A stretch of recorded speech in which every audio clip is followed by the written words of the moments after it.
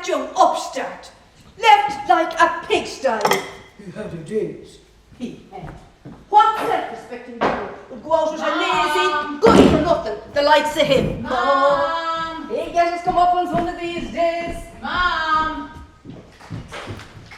Mom! Mom! What in the name of God are you doing? Gee, Peter, you frightened me. I must have been calling you for the past 5 minutes. You know I'm deaf in my right ear. That's your left ear, Mom. And left or right or whatever. Well, it's time you give up that charade, because you're no deafer than I am.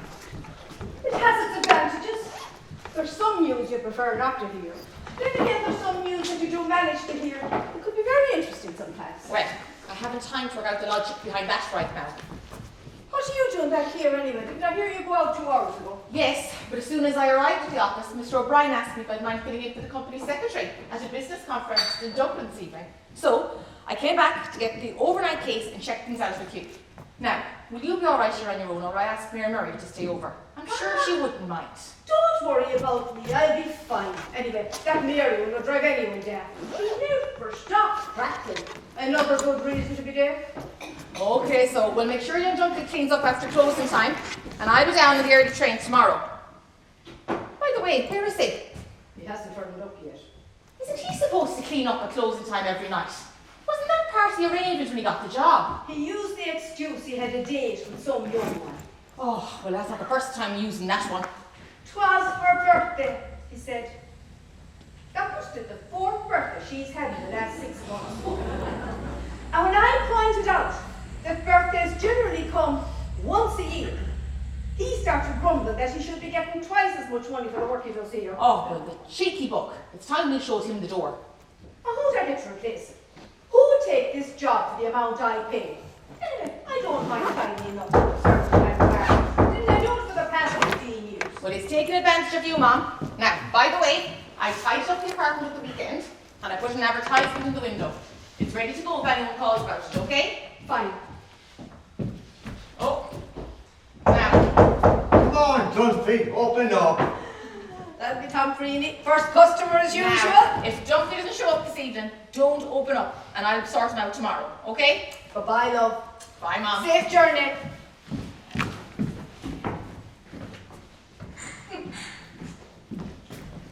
Morning, Well. Katie. Morning, ma'am. If it isn't the 2 musketeers. Bit late at the opening this morning, Katie. What? A bit late at the opening. Oh, forget it. Give us 2 small patties, Katie, please. Where's the booking today? Hasn't turned up yet.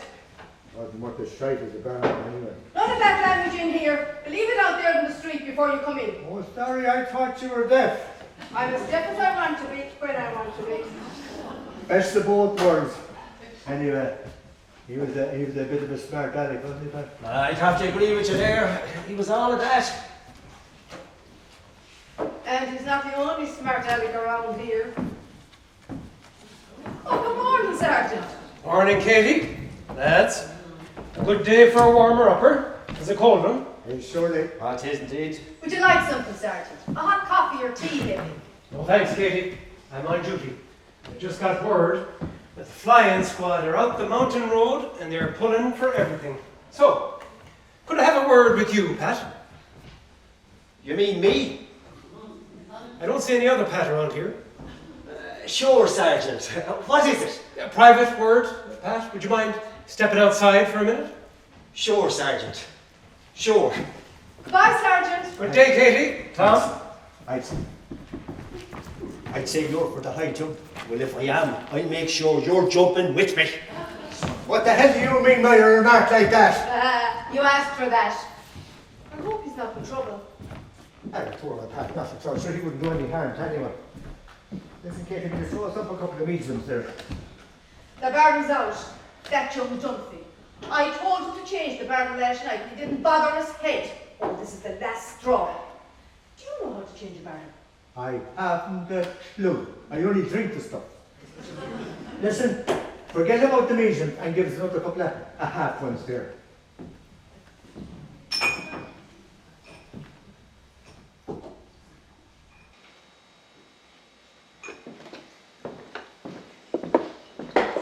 Good morning. Can I have a glass of 7-Up, please? What? Sorry, you'll have to speak up. She's a bit in depth, you want to shout. Oh, sorry. Can I have a glass of 7-Up, please? Fine.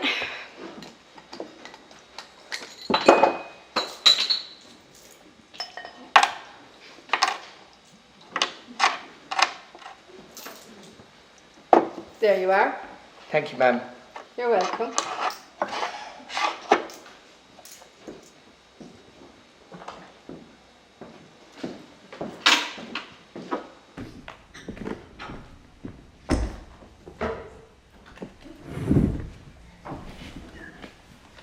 You're a stranger in these parts, I'd say. Pardon? The suitcase just off the bus, eh? Oh, yes, yes. The end of the road, What? but one way in and the same way out. All right. Were you ever here before? No. No. We don't get too many strangers around here. The only visitors we get are in the summertime and they don't stay too long. Although now with this new hotel down at the beach, we might be able to hold on to them for a bit longer. I see. Nice, quiet little village, far away from everywhere. If it's peace and quiet you're looking for. Huh? Will you be staying a while? Well, I'm not too sure, to be honest with you. It depends. Depends on circumstances and situation. Hey, what's the story? The traffic cops are pulling for every damn thing out the road. You're not a cop, are you? No, I'm not a cop. Just wondering. What the hell did he want you for? Well, he told me my tax disc was 3 months out. Me brake lights weren't working and I had 2 bald tyres. He told me to keep the Jeep off the road until it was fixed and to look into the matter immediately. Well, damn. And what about the insurance? Yeah, but that's okay. Oh, good. Why do you say that? Well, you know, just as a regular passenger, like it's comforting to know. In case, you know, of an accident, like. You know, you're some bollocks. Sorry, Katie. Oh, that's all right. Carry on. Me lifting you here, there and everywhere for nothing. All you're worried about is the bloody insurance. It was only a joke, but you back the bloody sergeant anyway. He was doing me a favour, you idiot. He needn't to bother saying anything and then I'd run into the cops out the road. Easy on. I'm getting another couple of half ones here from Katie. She's a bit of trouble with the case. Do you want me to get done for drunk driving as well as everything else? No. I'm off home by the back road to avoid them. Good day to you. Wait for me. Jeez, that was only a joke.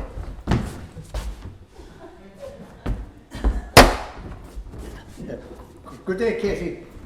Sir?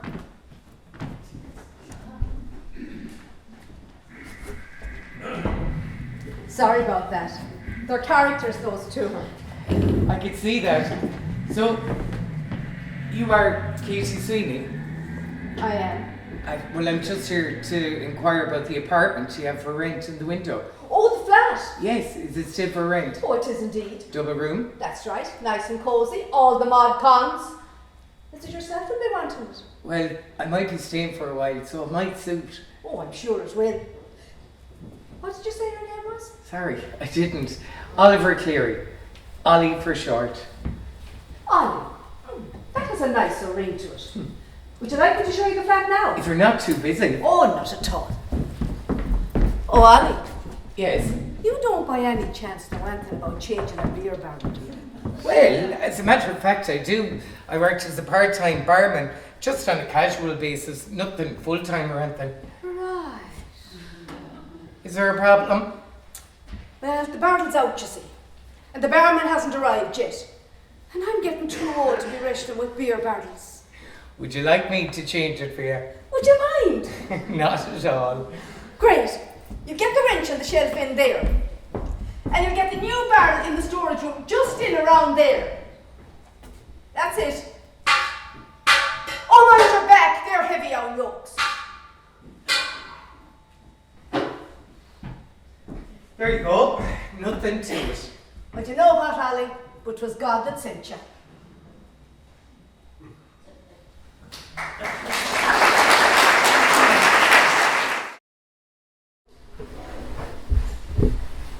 Sit down, Mom, and stop pottering about it, for God's sake. I'm only tidying.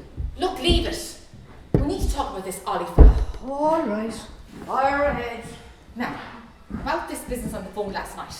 About renting out the flat. Oh, yes, but more especially your idea of offering a job in this bar to a complete stranger. I didn't offer him the job. I just sort of hinted that a job might become available and that it might be handy, seeing as he might be living close by for a while. And he has bar experience. But we already have a barman. We have? Well, where was he all yesterday? And all last night when I had to ask this complete stranger to give me a hand. And would you tell me, where is he today? You can't just hire someone you know nothing about. What's his name again? Ollie. Ollie. Just because he walks in here yesterday and helps you out when Dumpy didn't show up. And that's the point. Because it doesn't look like he'll show his face today either. So what do I do? Close it down. Close it down? For how long? Permanently. Oh, I could never do that. Why not, Mom? Oh, look, its day is done. What clients do have only a few stragglers? And it's losing money hand over fist. And with that hotel down You don't understand, Aoife. It's not about money. It keeps me occupied. It gets me up every morning. It stopped me becoming senile. Do you really want to take that away from me? Well, There you go again. I could never win an argument with you, Mom, because you never play fair. You're always tugging at my emotions and making me feel guilty. So, where is this saviour now? I told him to hang around to discuss the matter. He went down to Grogan's for a newspaper and to make a telephone call. He's probably back by now. Well, I'd prefer if you hadn't mentioned anything until we can confirm that Dumpy wants to quit. He can always be fired. Breach of contract. He doesn't have a contract, Mom. Well, then there's no problem, is there? I'll get him.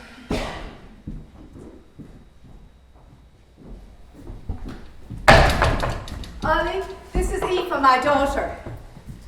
Good to meet you, Aoife. And you, Oliver. Please. Take a seat. Now, first of all, we'd like to thank you. My mother has been telling me how helpful you are to her here yesterday and last night. Oh, it was nothing really.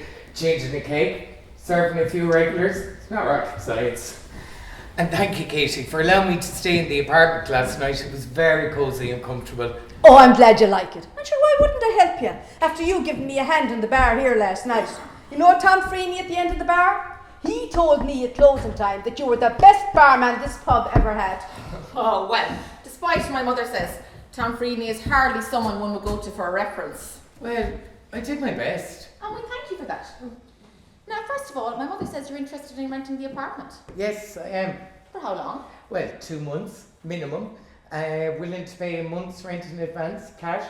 And what's this about helping out in the bar, if we required your assistance? Well, Katie suggested that if I did, that maybe we could come to some arrangement of offsetting my work in the bar off my rent. Well, while we can discuss the matter, you must understand that a decision cannot be made until we can confirm that our current bar assistant no longer wishes to continue his employment here, okay? Sure.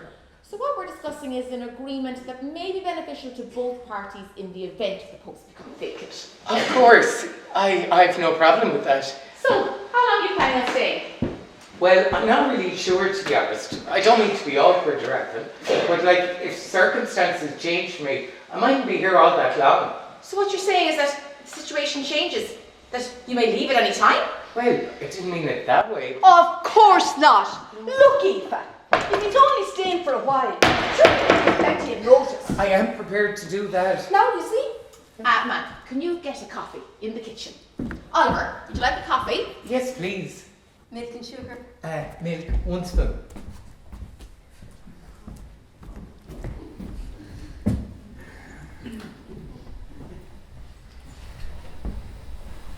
Look, Oliver, my mother is a very kind and caring person. She's had a tough life, a double tragedy. She lost her only son, my baby brother, at birth over 20 years ago, and the death of my father in a road accident later added to her misfortune. I am sorry. So, as the only remaining member of the family, I'm very protective of her. Oh, I can understand that. I hope you can, because she's obviously taken to you, but that's irrelevant to me. Now, don't you understand that if we're about to hire you, it's our conditions that matter, not yours? You can't just say, it's on my terms, take it or leave it. You really can't call the shots, you know. That's our department. True, in normal circumstances. But I'm afraid my circumstances aren't normal at the moment. So that's the best I can do. Can you not be more specific? Look, I don't mean to be arrogant. I didn't ask for a job. I just got off the bus yesterday in this nice little village that I like the look of. I saw the notice apartment for rent, and I decided I might stay for a while. And then Katie suggested I might help out in the bar. That's all. So, you're sort of a drifter. Yeah, I suppose I am. Come here, I'm not looking for a permanent contract or anything. Well, is there a former employer who could supply a reference for you? Well, I did work as a part-time barman in Kildare, and I worked at various seaside resorts during the summer months. Nothing permanent, just on a casual basis. And where's home? I suppose Kildare. But I left there about 8 years ago to go on my travels, picking up odd jobs here and there, and then just moving on. And do you like this type of lifestyle? New places, new faces, never bored. Look, I mean no disrespect, but you're going to have to take me on trust, and no disrespect to you or your mother. Well, have you it all arranged? Still in negotiations, Mum. Thanks, Katie. Now, back to business. Look, if I make it a long story short, why don't you discuss the matter between yourselves? You know my terms, and we can maybe come to some arrangement later. I think that's a sensible suggestion. Oh, and if you don't mind, not discussing it with anybody else, except for yourselves, of course. Of course not. Why would we? Isn't it our business? Why would we be discussing it with any Tom, Dick and Harry? Okay, we'll discuss the matter and contact Mr. Dunphy to see what his situation is. We'll let you know our decision as soon as possible. Is that agreeable to you?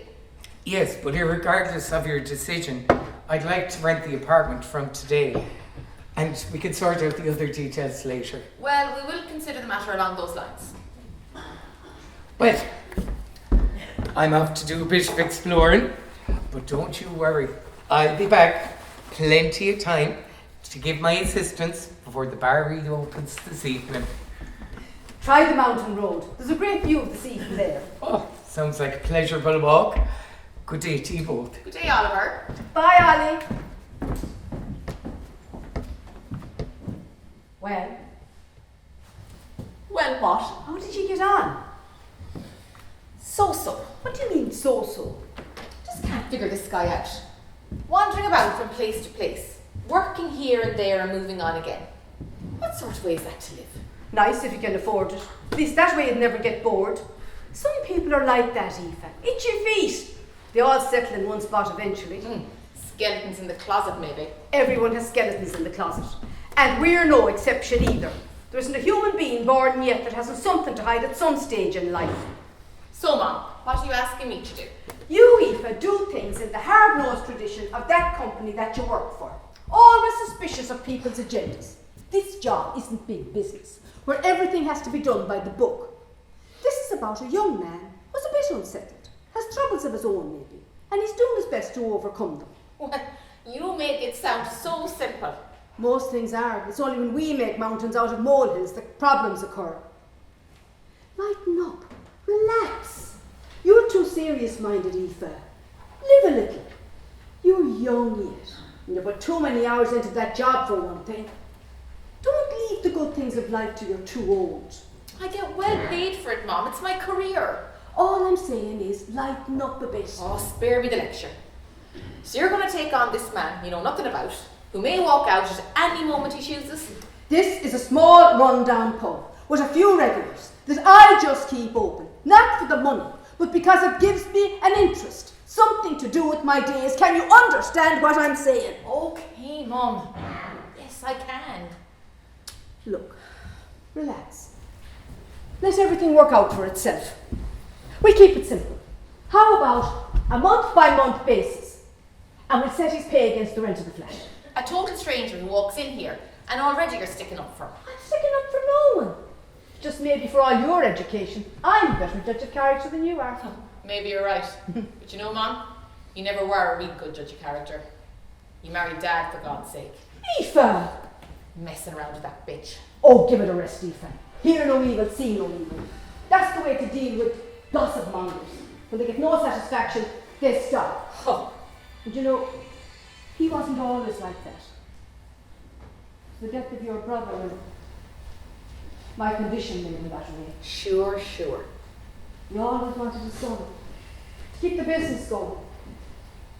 He was always happy. And then the drink, depression set in after that. Well, that's how I always saw him. And how do you think it was for me growing up as a young one? He never had any time for me. Never did anything a normal dad would do for their daughter. You can't go through life hating men because of that. It was a long time ago, and in different times. Don't let it spoil your future. You'll have your own children someday, and you'll see things in a different light then. Oh, that'll be the day. Oh, I know you like John Meehan, and he did seem like a nice lad. You should never have broken it off him, you know. Well, you would have if he had called you a nice maiden. And what's wrong with a compliment? It wasn't a compliment, Mom. An ice maiden. I-C-E. Ah, maybe it was your imagination. And Sean Prendergast was mad about you. And what about Sorry, no need to go through the list. Now, if Dumpy shows up here, don't let him inside that bar till I've had a good talk to him. No, I won't. Because I'm making a decision here and now. You can contact Dunphy on his mobile phone and tell him his services are no longer required. I'll give him an extra week's wages and tell him to get lost. So you're He's going to only go... casual anyway. You're going to go with this Oliver. What's his name? Ollie Cleary. I don't have a choice, do I? I suppose not. I leave the business side to you. He can start tomorrow. It's your decision, but I still reserve the right to find out more about him. He's not very forthcoming of his personal circumstances. I'm going to check him out. Oh, you do what you have to do. It might further your education. In what way, may I ask? About men. Oh, you're talking in circles. Bye, Mom. Bye, love.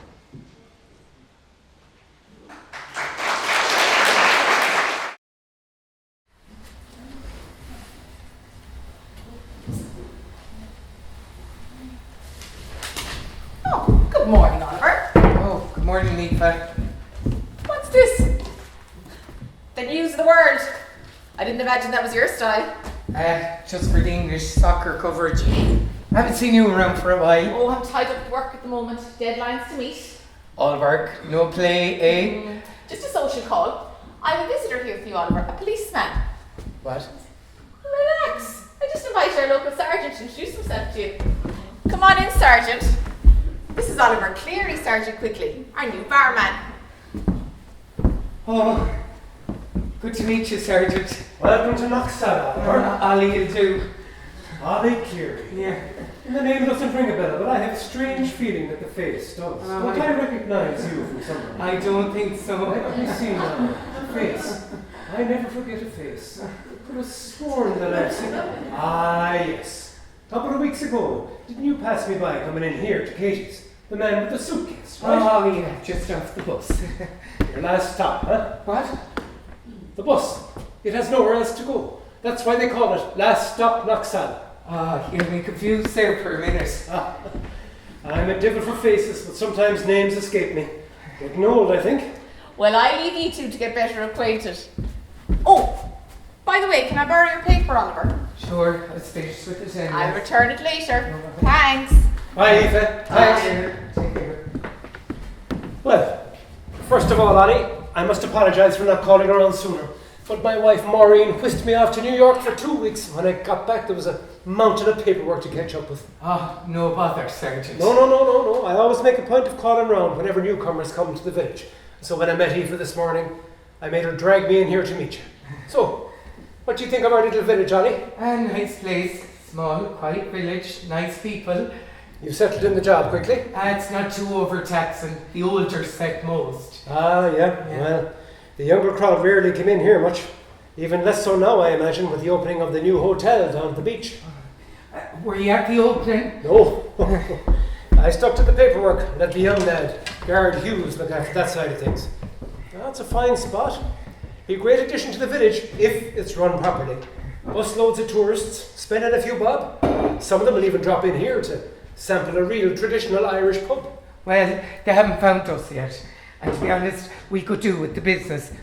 Aoife has ideas about renting it out or maybe selling it, but Katie won't hear of it. Katie's a great woman, though. She's had a fair bit of trauma in her life.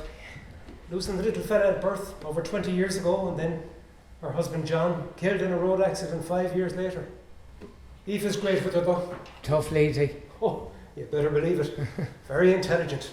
She worked hard at school, got a great job against all the odds, but she doesn't suffer fools. Oh, I'm a quick learner. You need to be. I wouldn't cross her if I were you. Oh, I don't intend to. But they're a decent family. Treat them well while you're here, and they'll return the favour threefold. Well, now that I'm here, have you any questions to ask me? Nothing, no. What's this I hear about you retiring? Who told you I'm retiring? I'll give you one guess. Well, that's not a 6 marker. Tom Freeney, I suppose. Right, first time. It's only old pub talk, stuff that's going around. Well, I have to admit, I'm seriously considering it, because the small station here will be closed in the next year or so. And what then? Amalgamation with the larger station? Probably. One of the bigger towns around. Which one? We don't know yet. That'd be a big change for you. Yeah, I know all about the big station from my younger days. Working with the drug squad up in Dublin. Tough going even then. So, when the position of sergeant became available here, I applied for the job and I got it. It suited us. Maureen's family are originally from here. Oh, and what does Maureen think about all this? She'd like me to pack it in, move to Spain or somewhere warm for a couple of months during the winter. Come back again in the spring. Sensible arrangement. Anyway, the days of the small station are fast disappearing. But I think going back again to a bigger station would be too much for an old codger like me. I keep postponing the decision, you see. Now I've only 2 months left to make up my mind. Well, Ollie, duty calls. Well, you know who that is. You sure do. Come here, I'll let you out through the house so you can avoid the intruder. Best of luck with the job, Ollie. Thanks, Sergeant. Thanks for calling. Come on, Ali, open up. I'm not open yet. Jeez, did I know that? Isn't that why I'm knocking?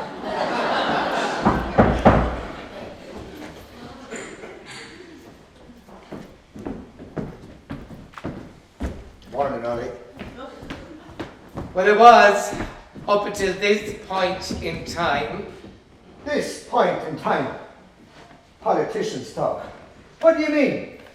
I mean, I've had the greatest comfort with you not knocking at my door every morning. I was hoping you'd emigrated or something, but then I said, oh no, he'll be back, I said, when the free pints run out of the new establishment down the road. Well, it's nice to know I'm appreciated. Throw me out a half one there. 3 pints me foot. Not even one. And young Dunphy's swanning around as if he feckled alone the place. All high and mighty in his new barman's uniform. He didn't even pretend to know me. I found that was hurtful. Is that the fella that Aoife fired from here? The same, only she didn't exactly fire him. She gave him a month's severance pay 5 weeks ago when he left, before she told him to get lost, not realising that he already had a job got down in the hotel. I'm kind of surprised now a hard-nosed businesswoman like Aoife to get caught like that. I think that was Casey's doing. He was the laziest and most thoroughly barman you could come across. The place down there was packed. Packed to the rafters. In for a gawk, most of them. Testing out the ambience. Ambience? Just that's a big word for you, Tom. All glitz and glamour and dicky bows. It'll be a long time before I darken that place again, I'll tell you. Not my style at all. This is where I belong. Kind of a home from home. You see, the thing is, Ollie, you're only about 5 weeks here already and you know your customers. That's the difference. You might be a bit cranky and moody from time to time, but anyway, we don't take that seriously. Thanks for the compliment. Oh, you're welcome. You see, the thing is, you understand my schedule. I do. Of course you do. Up and out at 10:30, bowl of bran and milk to keep the insides in working order, and a mug of tea. And then down to my favourite local for a couple of mediums and a couple of half ones to give me the courage to face the day. Huh, yeah. Oh, and the sausages. I nearly forgot about the sausages. What about sausages? Well, they're part of my daily routine, you see. Every morning I throw in a few sausages for the dog. Takes about 15 minutes or so. Very annoying old things, sausages. You see, you keep turning them over to fry the other side, and they keep rolling back. And if you're not careful, they'll be burnt black on one side and raw on the other. Really? You know what? What? If someone invented square sausages, he'd make a fucking fortune. And I bet you're the man to do it. No, I couldn't be bothered. I better check on the fucking dog. He gets lonely out there. I don't suppose to be any... No! You know the rules. No dogs. I'd settle him down, so. You better. Down, doggy, down! Down, that's it. Goodbye. Goodbye. That's it, tripod. Goodbye. That's it. That's it. Goodbye, tripod. Goodbye. New dog. No, the same one. Suffering from schizophrenia, I think. You've been suffering from schizophrenia since the first day I arrived here. Oh, me? Is it me you're talking about? Well, I'm not talking about the other fella. I don't see him. I was talking about the dog. I think he's forgotten his name. The best purebred little mongrel the fella ever had. There's no such animal as a purebred mongrel. The best type of all. Come here to me. It's either a purebred or a mongrel. It can't be both. A purebred mongrel is what I said. Fastest thing on 4 legs. No old chat out of him. Knows his place. No blue blood to be causing trouble or going on with his own sulky ways. No pampering. Loyalty. That's tripod. Hold it. Can I ask a question? Oh, fire ahead. If that's the same dog, how come you told me 3 weeks ago that his name was Flash? Well, it was. I changed it. You can't go around changing a dog's name like that. No wonder it's confused. Look, he loved running after cars. That was his weakness. He got down by one last week, and I wasn't here to tell you about it. And he lost a hind leg. So I had to change his name to Tripod. Tripod? But you could hardly keep calling him Flash, and you're going around with 3 legs, could you? He'd be insulted. Stop! What happened? That Leonard shite up on the main road doing wheelies knocked him down there last Sunday in his own Honda Civic. Do you mean Carl? Well, do you know him? Yeah, sure, he passes me on the mountain road when I go for my walks. He was telling me he's opening a garage in his father's shed. Yeah, well, you'll hear him before you see him. With a mobile phone hanging out of one ear, and a young one with a skirting up to her arse hanging out of the other one. Did you report him? No, he begged me not to. Oh. You see, he paid the vet's fees. But I told him that he still owed me a favour. Now I put that into the bargain. So I'll come up with a nice awkward job sometime.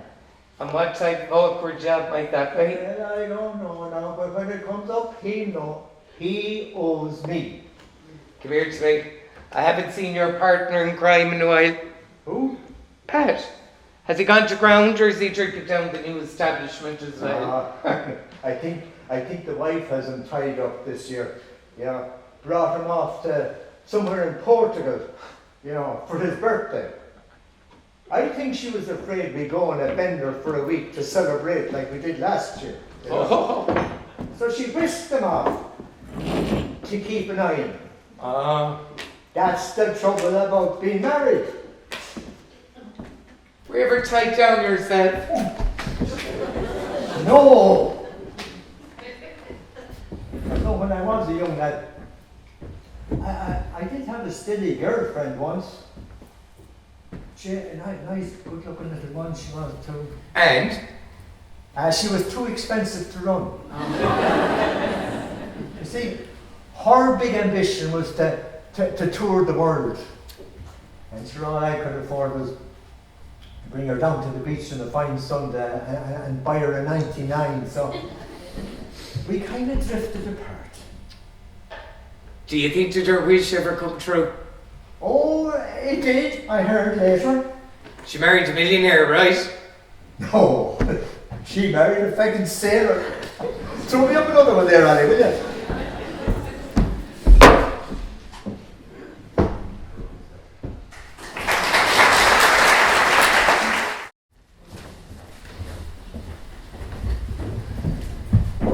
Aoife, what are you doing here? Shouldn't you be at work? Oh, I'm taking the next 2 days off to help here. I'm sure I don't need any... Where's Ollie? His father died 2 days ago. He only found out this morning. So I dropped him to the train station to get the early Dublin train to Kildare. Oh, the poor man. His father dead. Must have been a terrible shock to him. I'm sure it was, Mom. But it's no need for you to take off work. I can manage on my own. Oh no, Mom. Tuesday morning is your day off, so off you go to Mass and say your prayer for that. Maybe we should go to the funeral.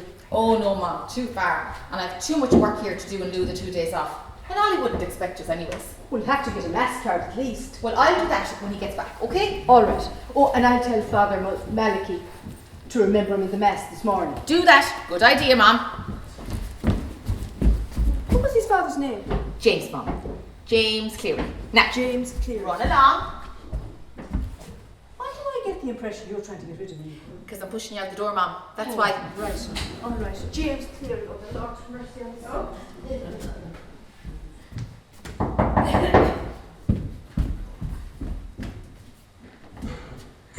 Aoife, I told you before not to be sending me gobbledygook text messages. Just ring me.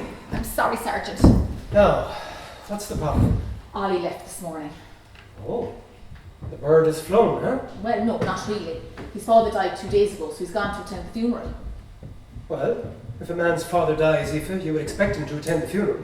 Yes, but it's just that I can't get a trace of a death notice of a James Cleary in any of the morning newspapers or on RIP.ie over the last 2 days. Well, it's entirely the family's decision to publish a death notice. They might wish to keep it private. Did you intend going to the funeral? Not really. It's just that... Ah, careful, Aoife. You're prying. Give the man a break. Okay, you're right. Where's the funeral anyway? It's someplace outside Kildare town. I can't remember the name. But he called to me after his early morning walk, telling me the news and apologising that he'd be gone for a couple of days. Was he upset? Oh, he seemed genuinely upset. He said his father had been in a nursing home for a long time. And when he called his married sister Marie this morning, she told him the news. On his mobile. He doesn't have one. Private man. Kind of guessed he might not. Seemingly, he contacts her regularly, a couple of times a week from the kiosks down the street. Strange his sister didn't contact him immediately when his father died, rather than waiting 2 days for him to ring her. She could have rang him on the pub phone here. I thought that a bit odd too. Come to think of it, I've never seen him use the phone here. Bit of a mystery man. You can say that again. He took nothing but a small overnight case, and he seemed genuinely worried about leaving Mom here to tend to the bar. So I said I'd take the next 2 days off to help. Well, where am I in this? Well, I thought maybe you could check things out with the local Gardaí down in Kildare. Well, it's no problem for me to check if you want to send a mass card or something. Just as long as I'm not seen to be prying into a man's private life, okay? Oh, I've no intention of such a thing, Sergeant. All right. Well, your word is good enough for me. Hello? Well, hello, Garda Murray. Sergeant James Quigley here, Knocksala Garda Station. Not quite yet, but any day now. Listen, I wonder if you could give me some information about the funeral arrangements of a James Carey. He died 2 days ago near town there. Well, the death notice hasn't appeared in the national dailies or the internet yet, and a local person has been calling me here about it. Yes, James Carey. I'll hold you. Hello? Uh-huh. You sure? No, yeah, you must have got the details wrong. I'll check it out and I'll call you back. Okay, thanks. Bye-bye. Well, No such death reported in the immediate area. strange. Yes, it is. Garrett should have been able to confirm the death by now. Tell me, how do you get on with Ollie? Oh, I have to say, I like him a lot. On the surface, he's courteous and polite. What? But there's something I can't figure out about him. He's, well, secretive. Looking over his shoulder. I don't know, running away from something. Why do you think that? Well, details of his personal circumstances and family matters are almost always avoided. He seems, well, guarded. Maybe he thinks I'm analysing him or something. And aren't you? What do you mean? Well, people sometimes put up a protective shield around themselves when they feel threatened. But sure, I'm not threatening him. Worse still, Aoife, you're analysing him. And he's playing you at your own game. Oh, And he's probably a good actor too. a real Dr. Jekyll and Mr. Hyde. Oh, Dr. Jekyll and Mr. Hyde? Come on, Aoife, that's way over the top. Sorry, Sergeant, a silly remark. Look, let's keep this between ourselves, right? Okay, We'll let the hair sit for now. let the hair sit. Well, no point creating mystery over something that probably has a simple explanation anyway. So, when Ollie gets back, act normally, sympathise with him and carry on. No suspicion or analysis, right? Okay. And Aoife, don't dig. Leave me to handle that, all right?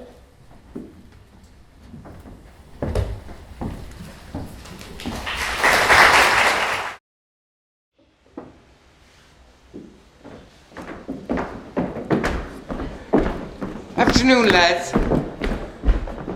My sympathies, Ollie. Oh, thanks, Pat. Was it sudden? I know he'd been sick for the last while. We missed you around the last few days. But sure, Katie and Aoife looked after us well. Ah, good. Sorry about the old man, Ollie. Thanks, Tom. Oh, look at this. Gone all high tech with the new mobile phone. The missus bought it for him for his birthday. Oh. Sure, I didn't want one of those yokes at all. She didn't tell me about it until she plonked it into me hand. She said it was a wasted money paying for the landline, considering the few phone calls we make, and we don't use a computer. Oh, a thrifty woman. A thrifty woman. Bill pay, she said. 15 quid a month. Direct debit to her. She didn't trust me to top it up. I still have to give her the 15 quid though. Sure. It's still good value, isn't it? I don't know about that. Now she can contact me anytime she likes. It's kind of a trap, you know yourself. That's why I don't have a phone. Well, that kind of proves my point, doesn't it? Well, it'd be a waste of money. I don't use the phone that often anyway. She said texting was cheaper, but I could never get the hang of it. All thumbs, you know, and... Sure, it might take a bit of practice. And my fingers are far too big for the buttons, and I'm inclined to press the wrong ones. Did you do any business at the mart today? No, I've enough as I am. It's costing me a fortune to feed what I have, never mind adding more. Oh, good thinking. That fella's no fool, you know. Cute out. He has it all added up.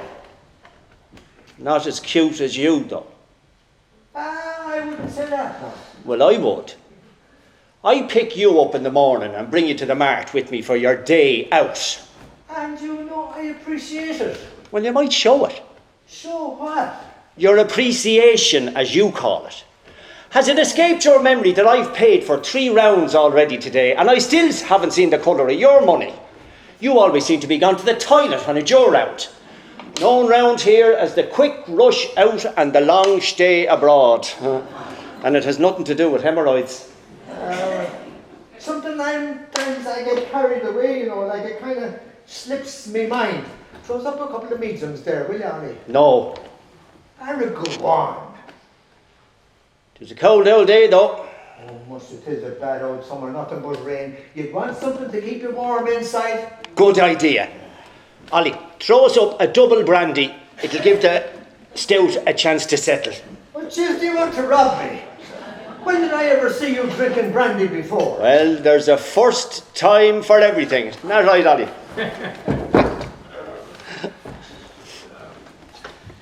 Now. Cheers. I ought to do this more often. Well, remind yourself not to be picking me up if you do. Ah, no. You're my best friend. Tight the duck's arse, but still my best friend. I'd never abandon you. Oh, Jesus, trouble, I'll bet. Pick up polish cleaner at the supermarket. Gotta go. Great stuff.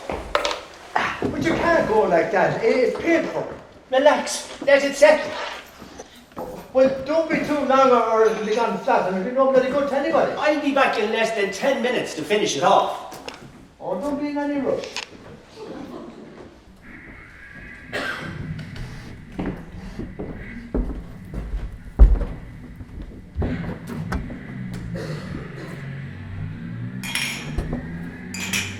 Tell me, Ollie. How did the queer one know that he was down here? His mobile phone. But how could a mobile phone tell him that? Are you serious?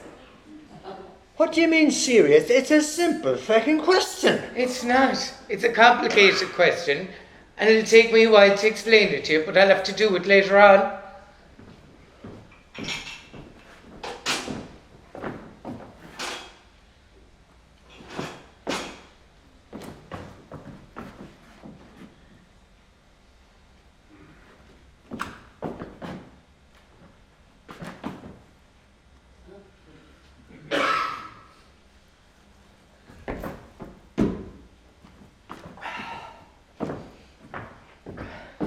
Don't you dare!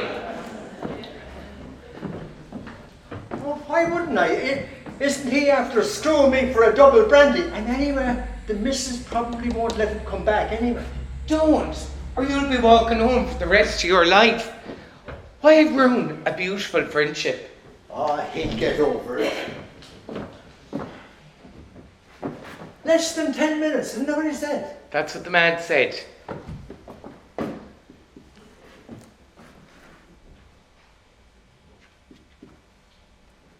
Less than 10 minutes could be 4 or 5 minutes? Technically speaking, yes.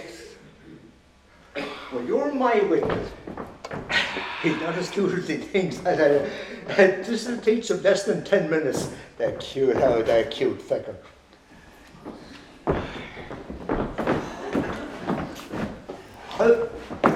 You were longer than you said to be. Don't be bothering me. Oh, what are you so cranky about? I took the message up wrong. Pick up polish cleaner at the supermarket. So I picked up a tin of polish, brown she usually uses. And then she said, "What kind of idiot are you that you can't read simple English?" Well, she had a point, I suppose. Now shut up, what would you know about it? And then the row started. And I said, if you could write simple English, there wouldn't have been a misunderstanding at all. Like using a capital P when you mean Polish and a small p when you mean polish. I don't get it. It was the Polish girl that does the cleaning I was to pick up at the supermarket. Sure, how was I to know? And how the hell would you mix up a tin of polish with a Polish cleaning mug? There's a big fucking difference, you know. You're beginning to get on my goat. So another remark like that and you'll be walking home, so button it. Throw us out my pint, Ollie, before I burst a gut. Is that my pint? Well, yes, that's your medium. And you see, you said you'd be back in less than 10 minutes. And well, when you weren't here, I thought it'd be a sin. Well, of all the mean, miserable sons of bitches, I've a good mind to take you outside. Evening, Ollie. Lads. You had a good day in town, huh? I know the usual day at the Mart, Sergeant. A good social outlet, the Mart. Marts are cold out places on days like today, especially when you're not buying or selling. I suppose you had a good few scoops anyway, lads. No, just the two. Drink is far too expensive, you know. What do you mean, the two? And what about the three you had down in Ted's before that? And the double brandy you're after screwing me for here? Will you shut up, you Amadal? Look, lads, I'm not on duty yet, which is lucky for you. I just dropped in here for a chat with Ollie, so I'm going to the toilet now. And when I get back, I'd advise ye both to be gone, okay? Whatever you say, Sergeant. Yes, Sergeant. And careful with the driving, Pat. Sergeant. Be a sin to waste it, wouldn't it? Hold on to you. You heard the man, lads. Hey, wait for me. Where are you going? Home with you. Can you not keep your trap shut? No faking idiot like you was going to set foot in my jeep again, so you can bloody well walk. But it's over a mile. Get a taxi. Young Leonard will bring you home for a tenner. I can't do this to me. Show me your best friend. You're always talking together. I can never get this thing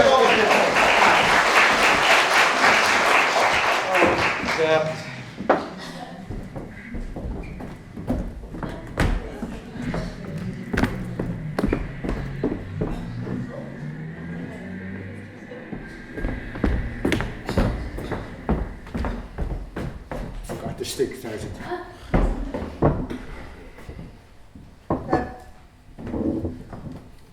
Sergeant, any chance that you'd have the old squad car around? If I had, it'd be bringing you to the barracks, I'd be, Tom. Yeah. Oh, okay. Good night, Soti. The end of a beautiful friendship. They'll be as thick as thieves again tomorrow. As thick as thieves. I just dropped in to offer my condolences. Sorry about the dad. Thank you, Sergeant. Was he long sick? Yeah, about 5 years or so. God, death brings a lot of regrets. Wish you could turn back the clock and do things differently. Same in every family. We never got on particularly well, especially after my mother died when I was 18. After the leaving cert, he wanted me to stay at home and work on the farm, but I had bigger ideas. I didn't fancy trying to make a living on a miserable patch of land. So I packed my bags and headed off. Relations were strained after that. Well, you had to live your own life. True. I did call my sister frequently, checking to see how he was doing. But in hindsight, I wish I visited him more often. Everyone has regrets after a death in the family, but regrets don't cure the pain. Yeah. You just wish you could have done things differently. But sure, life goes on. Thanks for calling, Sergeant. No problem. We'll have a short one on me, Sergeant. Oh, love to, but I'll have to pass on that if you don't mind. I'm on duty in 20 minutes. I can't be smelling a whiskey and having the whole town talking about me. Next time, okay? Sure, Sergeant. Oh, I almost forgot. I'd like to send on a mass card to your sister. What's her name? Marie Lawler, Sergeant. Marie Lawler. And the address? Fontstown, Thai, County Kildare. Look, Sergeant, I've told people who want to leave mass cards to drop them in here to the bar. I'll give them to Marie at the Month's Mind in 3 weeks' time. I'll do that, Ollie. Thanks, Sergeant. No problem. Evening, Ollie. Evening, Sergeant.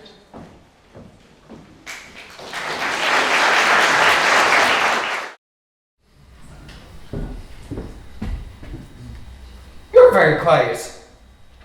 How do you mean? Well, you're not your usual talkers of self. I suppose you haven't made up the row with Pat yet. Feck him anyway. All high and mighty in his new old second-hand Jeep. Are you sure? It probably would have cost him too much to fix up the old one anyways. No, Leonard got it for him. It must have come cheap. Do you know, I wouldn't give that gobshite the itch. Aye, he'll come round. Well, he'll have to crawl. He had cause. Are you blaming me? Is it blaming me, yeah? Do you know what he did to me 2 days ago, do you? No, but tell me. He drove into a big flood at 50 miles an hour and Beckham will drown me. Are you sure it was a joke? Will you let it go? Joke me head. Be a long time before I plank my arse in his new old second-hand Jeep again, I tell you.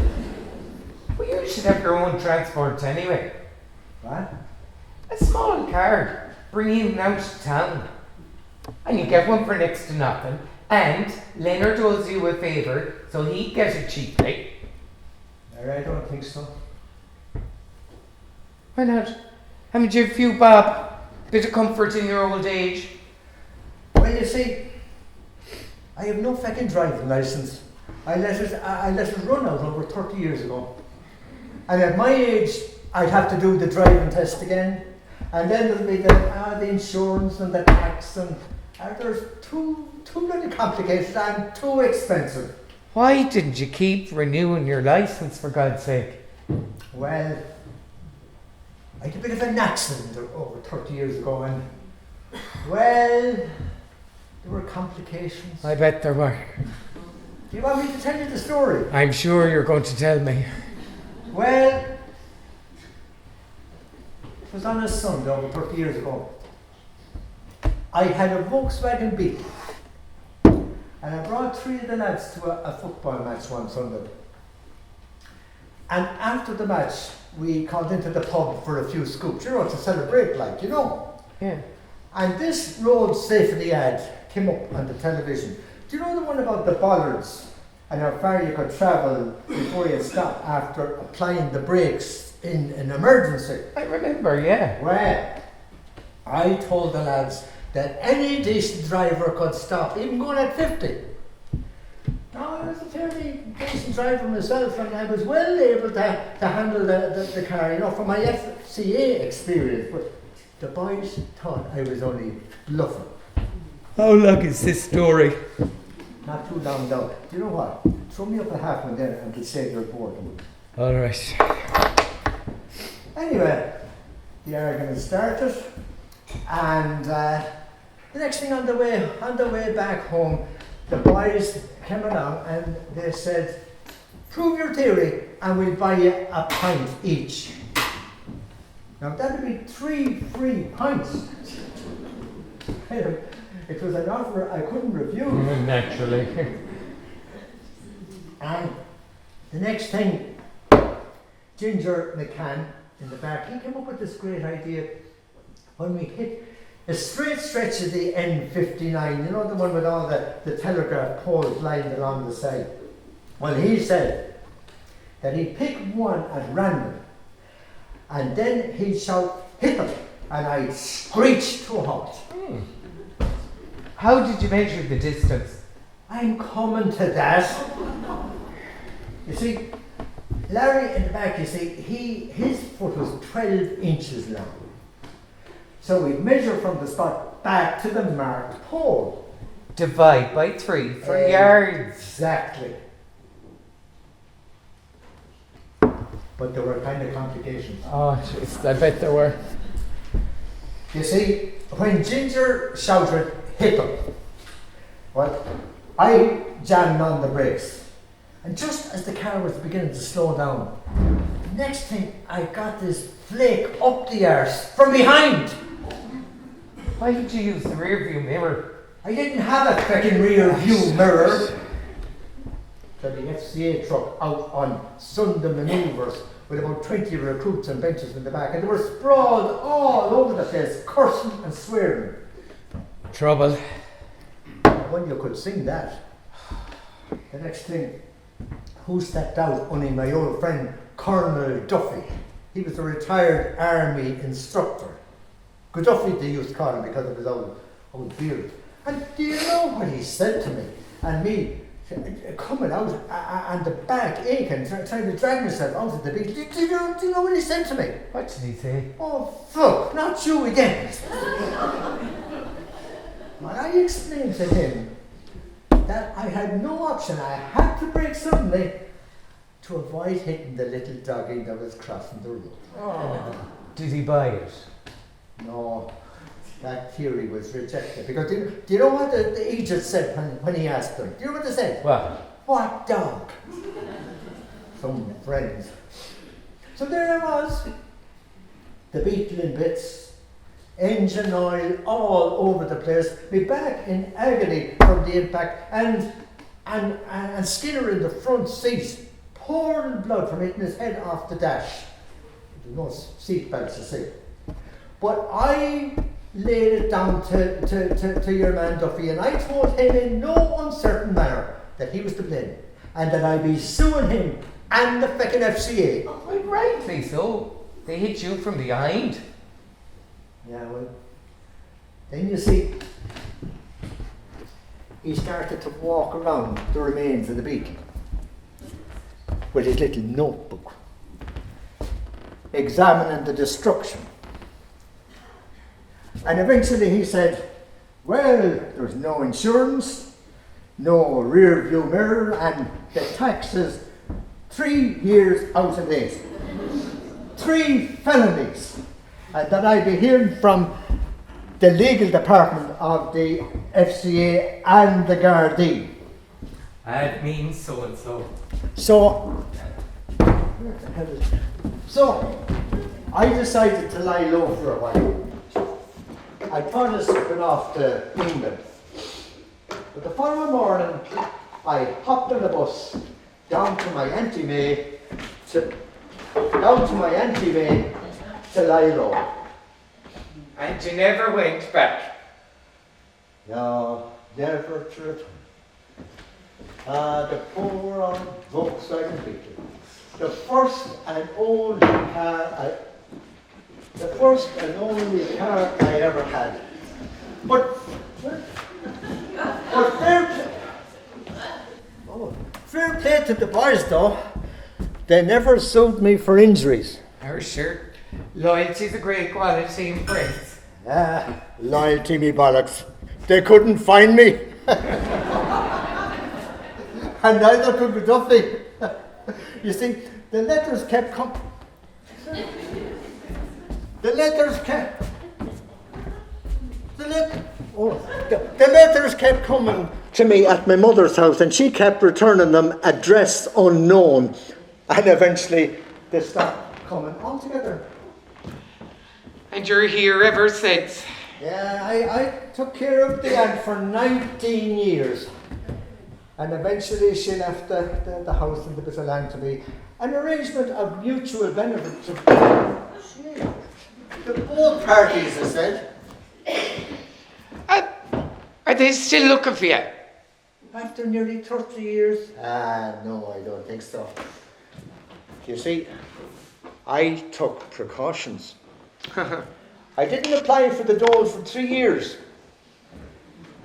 The old bargain is still not right, though. Especially in damp weather, you know. So, I stayed put.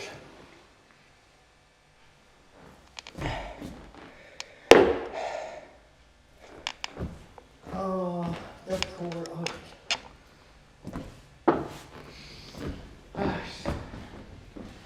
Is there anything coming? Any sign? Oh! What colour's the new Jeep? What colour? What? What colour's Pat's new Jeep? Dark blue. Oh, trouble. What?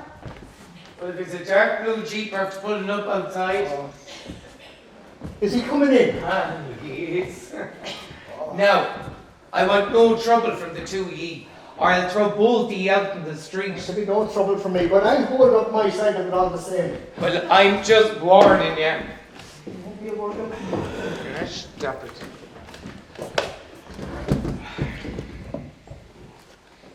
What do you think of the new Well, Jeep? wearing the new Jeep. It's time for me to change the old one. 3 years old. Only 76,000 miles on the clock. Leonard, Aye. I asked him to have a look around, and in a few days he came up trumps. We did a bit of horse trading, and he told me he'd lower the price on condition that I drive his breakdowns to his new garage. Till he had enough money to get his own tow truck. Nice young lad, that Leonard. what'll you have? Just a brandy, Ollie. 'Tis a wet old day. Wake me, bollocks. How are you, Tom? I didn't see you there for a minute. 'Tis a bad old day for walking. Sláinte. You can't do that. What do you think you're doing? That's my drink. No, it's not. That's the one you took on me a few days ago. Remember? What the hell is going on here, Ollie? Hey, are you allowing that bollocks to come along and take my drink? No, but technically, Pat is right. What do you mean? Do you mean to say that anyone that can come in here and take another customer's drink, is that what you're saying? No, but what Pat did there is exactly the same thing as you did to him the last day. No, that was different because I thought he wasn't coming back. Well, wasn't that your mistake? But I'm not putting up with this anymore. Right. I'm going home and I'm not going to darken this second place again. 'Tis a wet old day out there. Sláinte. That's not to me, arse. Wait for it. 10, 9, 8, 7, 6, 5, 4, 3, 2, 1. Bingo. Wait, Tom. I suppose you'll be looking for the lift home. Well, sure, I'll give you a lift home with the new Jeep. No hard feelings. Drink up that fast stuff. What's your hurry? We'll have one before we go. Let me out another there, Ollie. A friend in need is a friend indeed. Make that 2. It's Tom's round.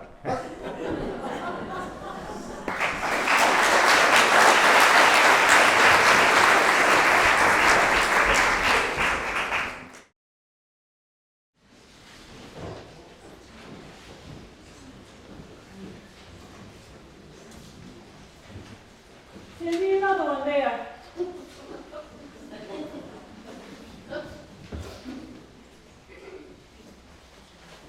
You deaf or what? I said, there'll be another one there. I don't think so. What do you mean? Look, you've had 2 half ones already, and it's not even mid-morning yet. What's wrong with drinking in the morning? I don't think a woman of your age should be having any more drink, that's all. What do you mean, age? What's that got to do with it? And what age do you suppose I am? I don't know, but I tell you I have the right to refuse to serve you. Why? I'm paying for it, haven't I? Because you're drunk. Who said? I do. Oh, instant diagnosis. Even without a breathalyzer test, huh? You're new here, aren't you? Yes, And what's your job here? selling drink. Right. Selling drink. Selling drink to customers. Not selling them your opinions. No, well, I think I've heard enough. You're not getting any more drink. Who said? I do, and I'm the boss. Oh, you're the boss. Well, God bless your head. You're the boss. You're learning. How long do you intend to stay here in this godforsaken shebeen? That's my business. Ooh, getting smart with me now, are ya? I'll give you one piece of advice. Get out of here as quick as you can. There's no good in that old one. And the way she treated her poor husband. or in that daughter either. I tell you now, come on, out! Don't you dare lay a hand on me or I'll call the cops. If anyone's going to be called the cops, it'll be me. What is she doing here? She's just leaving. The princess has arrived. Get out. I've paid for my drink and I intend to finish it. Well, take it out onto the street with you where you belong. Your mother's breed. Ollie, Come on, out now! Well, if it isn't Captain Pat and Tommy Bacher himself. How's our wife? She gives Captain Pat. Did the weather in Spain cure them? Ollie! Shut up and leave me alone. Well, just wait for me. Oh, I've never had a woman in your life, Tommy, had ya? I tell you what, Tommy. Get me a gin and tonic and I'll give you a kiss. Oh, gee. I feel worse than death. Sorry. Oh, Mr. Lyons, the Undertaker himself. And you're still looking for bodies, are you? Is it that one you're coming to take away this Come time? on, now. Don't you dare touch me or I'll have the law on you. Oh, I think the further you stay away from the law, the better for yourself. I have my rights, you know. I'm sure you do. So go out there now and tell the sergeant that he's out in the street. Come on! Out!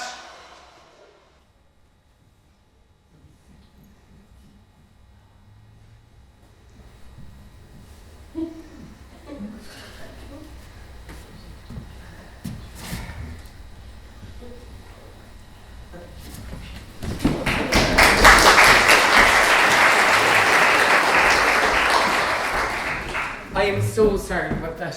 Who the hell is she anyway? My mistake. I should have warned you. It's her annual visit. I'm sorry for the disruption. Can I help you, mister? Lyons, Mr. John Lyons from Lyons Funeral Home, Ballatour. Well, I'm here about the sad passing of Mr. Clark. About the funeral arrangements. Are you the next of kin? I don't understand. Who's Mr. Clark and what funeral arrangements are you talking about? Is this some kind of joke? This is Katie's bar, is it not? Yes, it is. Well, I'm here about the call. What call? The call about the passing of Mr. Clark. I have the coffin in the hearse outside, the one that was ordered. But sure, there must be some mistake. No call was made from here. There's no one dead here. Hold on. The caller said a Mr. James Clark passed away early this morning, and this address was definitely given. Well, this is ludicrous. There is no corpse here and no James Clark here. In fact, there's no one by the name of Clark in this entire village. Are you sure? Of course I'm sure. I've lived here all my life. Must be a hoax call or something. Some lad acting the Aegis. Oh, this is confusing and embarrassing. Is there nothing sacred anymore? Is there nothing sacred anymore? I really must apologise for this. There's no need to apologise. It's not your fault. And this is not a joke. It's the lowest of the low. You should talk to our local sergeant, you know. He's good at that sort of thing. I don't think we should involve the guards. It was probably a stolen mobile phone anyway. Look, this is very embarrassing. I must apologise. Can I offer you something before you leave? A coffee or something? No. Oh, look, I'd better be going back. My apologies again. Good luck to you both. Oh, well, what a half an hour of drama we've had here. A drunken 70-year-old female and an undertaker looking for a non-existent body. It's a prank call that was downright disgusting. Not a word of this to Mom now, okay? Okay. Well, anything exciting happened while I was away? Oh, not a thing, Mom. How was your morning? Oh, wait till I tell you. Rita Herity making a holy show of herself as usual outside the post office, insulting everyone who passed by. Any barman who could give that one a drink should be disqualified for life. The sergeant is after dumping her into the squad car and taking her home. Oh, the swearing she did at her, poor man. Well, nothing exciting ever happens like that around here. Right, Ollie? No, nothing. Now, back to work. Come on, Mom, I'll get you a coffee. Ollie, would you like one? No, I'm alright, thanks. Sure, I could make one myself. Okay.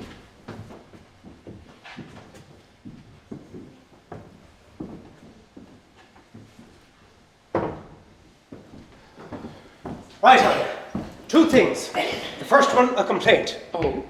Whatever you do, don't ever again serve that cracked bitch Rita Herity drink. I've better things for doing than dumping her into the squad car and dropping her home. I'm so sorry, Sergeant. I'd never seen her before this morning at opening time. I only served her 2 half ones. And at that, she was well tanked before she even came in. That's why she came in here. She knew Katie would be at the anniversary mass. Oh. There's history there. You'll know in time. Now, second thing. What was Lyons' hearse doing outside here? Anything wrong? No, nothing. Just a prank call was made to him on the mobile a few hours ago. This address was given. For what? To collect a dead body. You're losing me here. What dead body are you talking about? I can't remember the name. It's obviously fictitious, but Aoife said it was a prank call. I've heard it all now. Pathetic. I'm going straight out to Lyons now to investigate this. Morons like that can't be seen to get away with that type of disgusting behaviour. Is Aoife around by any chance? She's inside with Katie. Will you tell her I want a word with her for a second? I'll go get her.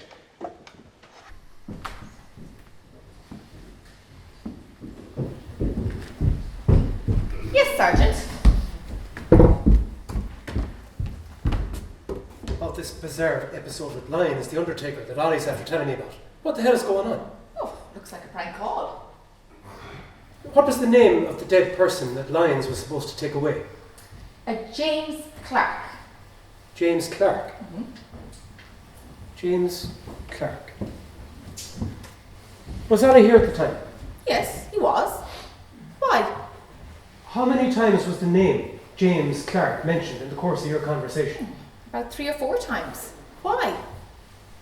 When I spoke to Ollie a minute ago, he told me he couldn't remember the name. Don't you think that's odd? Well, I don't know. Maybe he didn't catch it. No, his memory couldn't be that bad.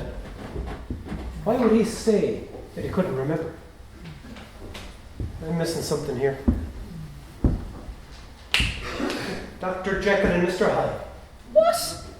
That's what you called Ollie a while back. Oh, don't remind me. A silly remark. No, Aoife. Whether by design or by accident, I think you might have hit the nail right on the head. What are you talking about? Do a search for me. What? Just do it. Shh.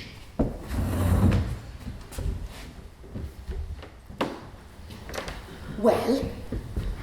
Go back into rip.ie. Search for recorded deaths in the Kildare town area about 6 weeks ago. Only this time, search for James Clark, not James Cleary. Okay. Clark. James. No. Oh, yes, James. Peacefully at Our Lady's Nursing Home, Slime, County Kildare. Deeply regretted by his loving daughter, Marie Lawler. Sister. And son, James Jr. That's our man. What the hell does this mean? 2 different names, same man. Clark and Cleary.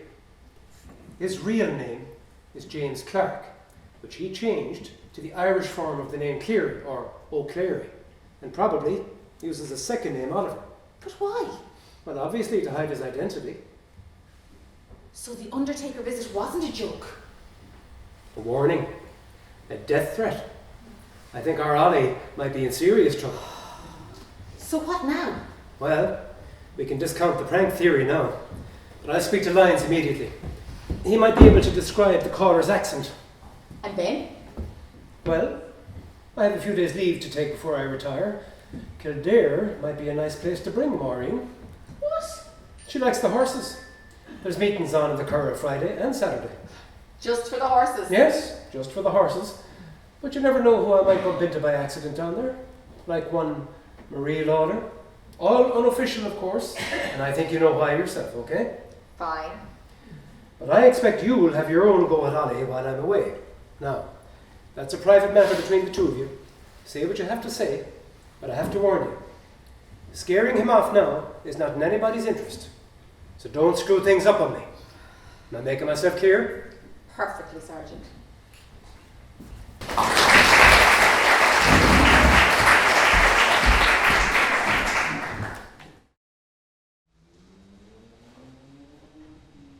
Working late or can't sleep. I have nothing to lose sleep over. I went for a walk down the mountain road. Conscience bothering you? Or was it just fear? Why the acetone? Well, maybe you should have just kept on walking. Walk out of all our lives and give us all a break. Well, I did think about it in a view of the cold wind that's been blown through here the last few days. And what would you expect? A heat wave in October? So what are the results of your research? Didn't require much research. The News of the World article about the Irishman still wanted in the UK by the police did most of it for me. Ably and abetted by your friend, Sergeant Quigley. And he is a friend. A real friend. No pretense, no bullshit. What you see is what you get, right? Okay, so he is. But you wouldn't understand people like that, would you? A barb aimed at me. And who else would it be aimed at? Look, I'm sorry if that's the way it makes you feel. You're sorry. We treat you like family and you throw it back in our faces. Look, keep your voice down, or you'll waken Katie. Oh, she's deaf, isn't she? But I wish she could hear the real you now. Look, I made it clear when I took up this position that my circumstances were not normal. Not normal covers a multitude, doesn't it? Like changing your name. It's called deceit. Who do you think you're dealing with here, Mr. James Clark? Idiots? Fools? Okay. I'm sorry for that. You're sorry for what? You're just sorry you got found out. Because you're up against someone that's not taken in by your smooth talk like Mum was. You're pathetic. Okay. I'll pack my bags and I'll leave on the first bus in the morning. Do that. Give us all a break. Better still, do it now. Find some other rabbit hole, some other town, and con some other decent people, but all the while be looking over your shoulder. Look, I know I've been a fool and I've made stupid mistakes in my life, but you've got to believe me. I never meant for anybody to get caught up in my stupidity. And that's why I tried to cover them up. You knew that episode with the Undertaker was a warning. Yes. Who was the warning from? And remember, no lies. I know everything about you. And if your version doesn't fit mine, I'm calling Sergeant Quigley and spilling everything to him and let the law take its course. Now, who was the warning from? Grimes. Guy I sent to jail. He served 3 years for drug trafficking. And what's this to do with you? Aiding and abetting. Jesus Christ. Where? London. But you were never in London. You told us that. And the News of the World article wasn't for the sports results, was it? It was to keep you informed of the impending release of the crooks that you're involved with. Am I right?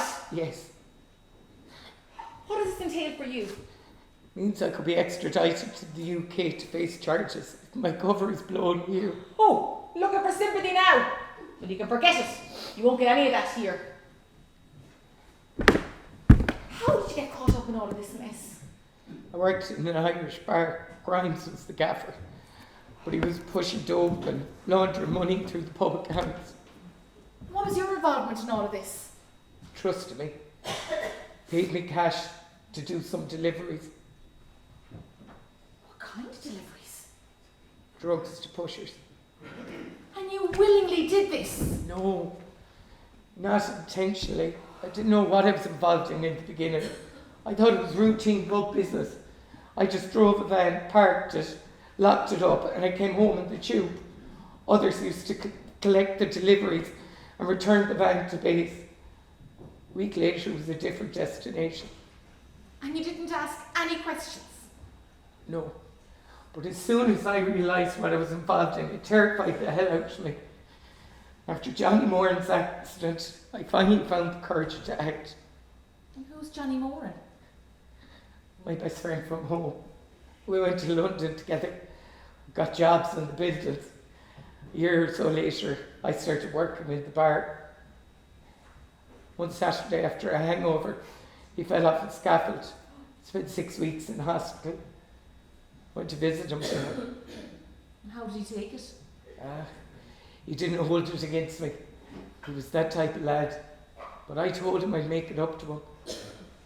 As I was walking home from the hospital, 2 of his mates jumped me, gave me a right scene to, and told me if I didn't clear out that they'd break my fucking neck. That finally brought me to my senses. So? A few days later, I parked the van illegally near a police station in Shepherd's Bush, left a note on it for the guards, and I hightailed back to Dublin on Slattery's bus. Shortly afterwards, Grimes and the others were arrested. They all served 2 to 3 years. And they're out of jail now. 3 of them released last year. Grimes 4 months ago. So in simple terms, he's looking to find me for ratting him out. And how do I know all of this is true? You can ask Johnny Moore. After the accident, his friends banded together and they sent him home. He lives in Kildare now. I have his number. And have you seen him since? Yeah. After my father's funeral, I had a small parcel to deliver to him. What was in the parcel? 25 grand sterling. Where would you get 25 grand sterling? I figured out there was a hidden compartment in the van before I parked it up. Drug money. Yes. Will you sit tight? Because this is out of my hands. I'm ringing the sergeant and you can explain everything to him. Eve, please, don't. I'll get out of here. I'll never bother you again. I have to.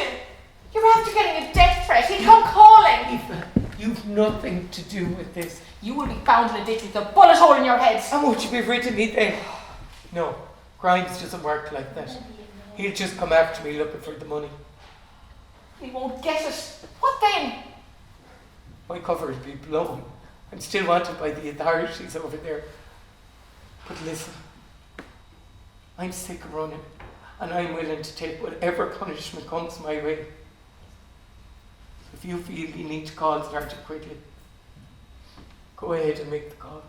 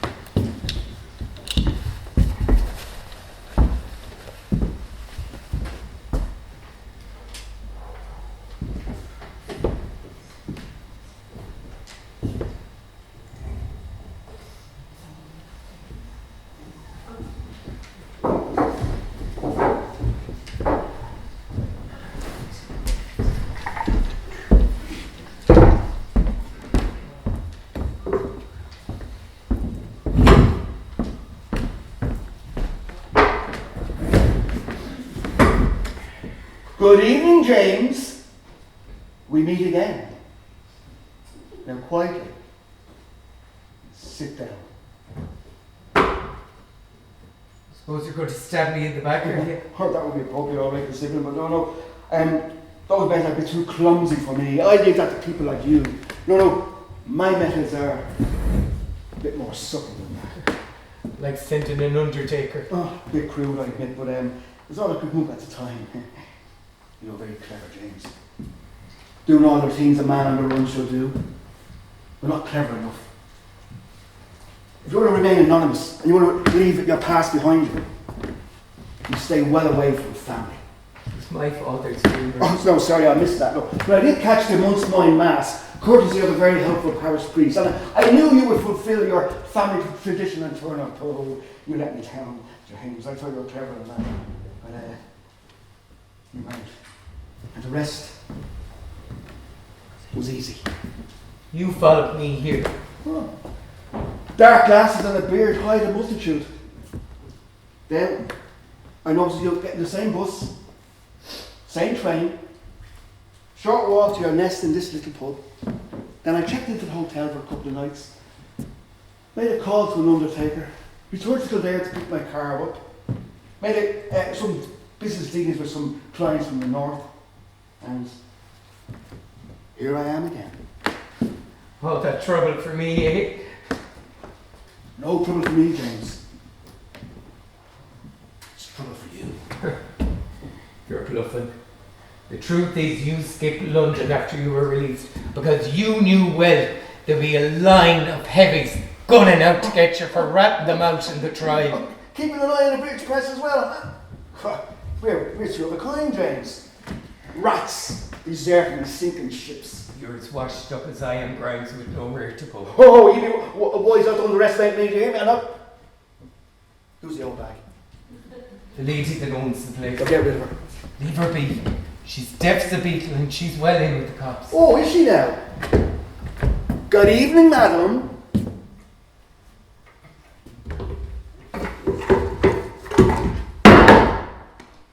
Okay, so she's deaf. I wouldn't advise you to do that Sit again. down.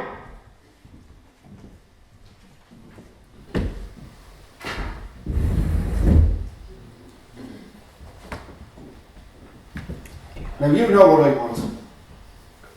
But first of all, the first thing I want to know is why you sold me out to the cops. Revenge. Revenge for what? Johnny Moran.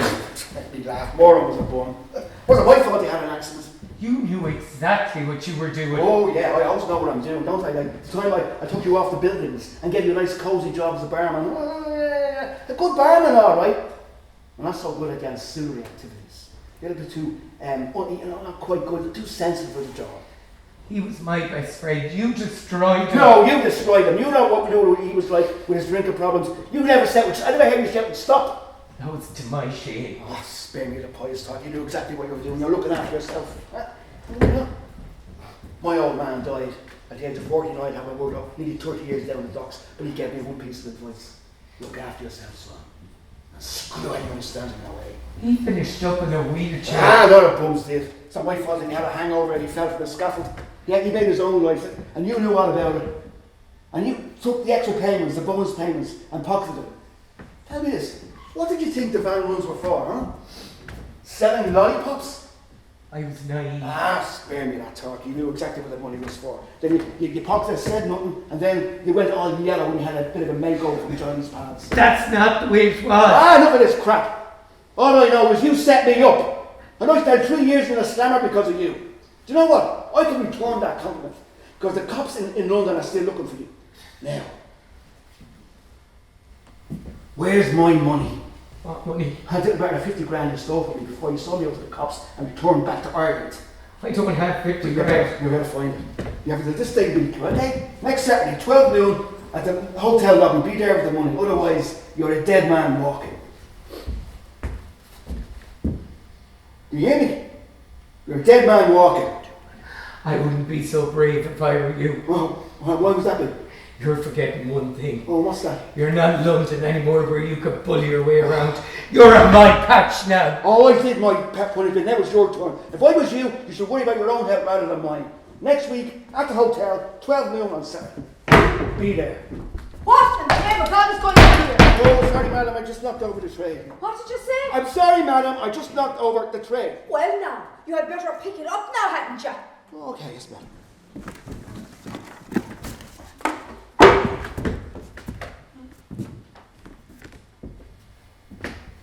Do you see this sword? Yes?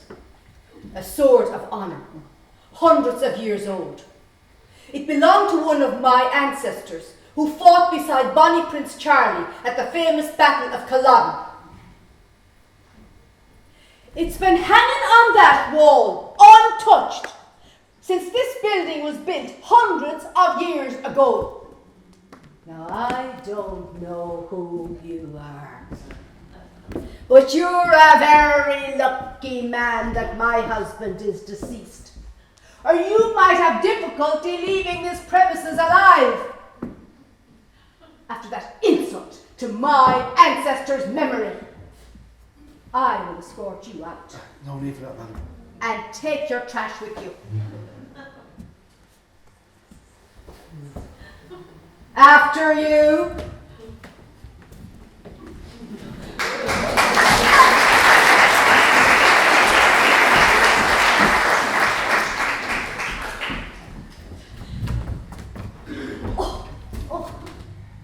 Have you got a pen and paper handy, Olive? Sure. I didn't know you had Scottish ancestors. I don't, I made it up. what about sword? I bought it for 10 pounds at a car boot sale years ago. It's just an ornament, but it looks kind of impressive there on the wall. Now you better get some sleep, you look awful.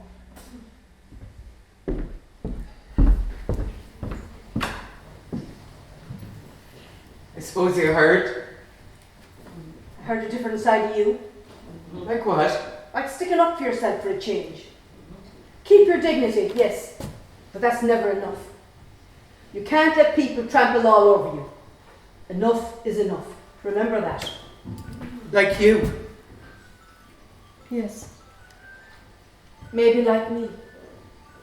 Now peg off and get some sleep. You need it. Thanks, Katie. Good night. Good night.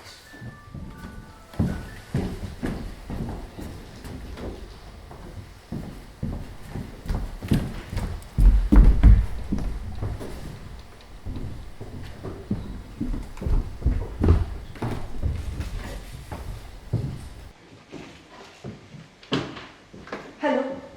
Sergeant Quigley. Oh, thank God you're back. Katie here. I know it's late, but I thought you might like to know. The Eagle has landed.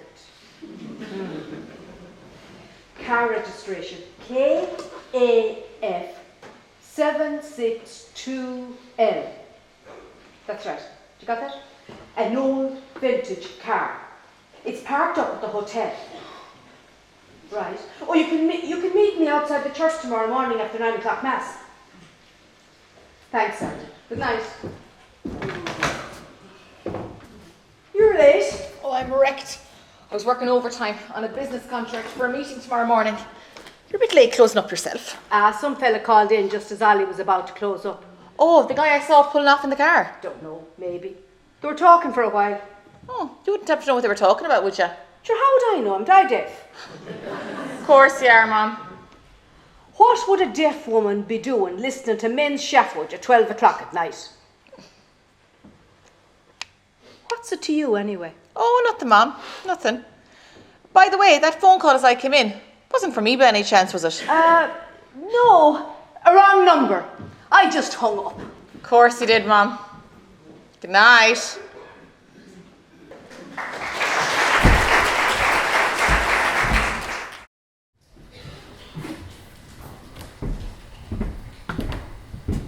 And to bother you, Cahill. Why'd you ask that? Just make a conversation. First time I've seen you in here since I arrived. Harry, I don't care for pubs much. So enough drinking at home when I was growing up. How's the new business going? It's hard to say yet. I'm hopeful though. I hear you're selling the odd motor too. Oh yeah. I got a nice Jeep Roberto Hare there a few weeks back. Mick O'Byrne asked me if I'd do a bit of taxi work for him as well. Jeepers. Plenty of irons in the fire. I wish you luck, buddy. Thanks. I'm supposed to be meeting someone here. Well, wherever you're meeting, it'll have to be somewhere else and closing up shortly. Well, it's Sergeant Quigley. Sergeant Quigley? You're not in trouble, are you? I don't know. He pulled me out the road last night, said he wanted to talk to me. Here? That's what he said. Yeah, it was probably about Tom Freeney's dog.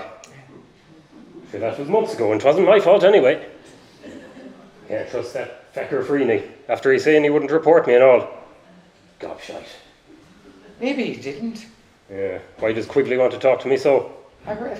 It's probably just to caution you about your driving or something. He's fair enough that way.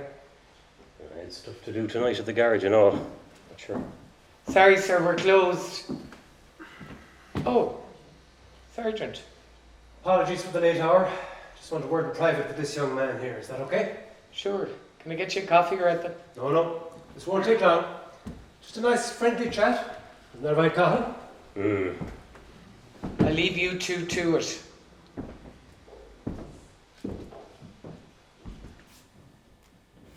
Sit.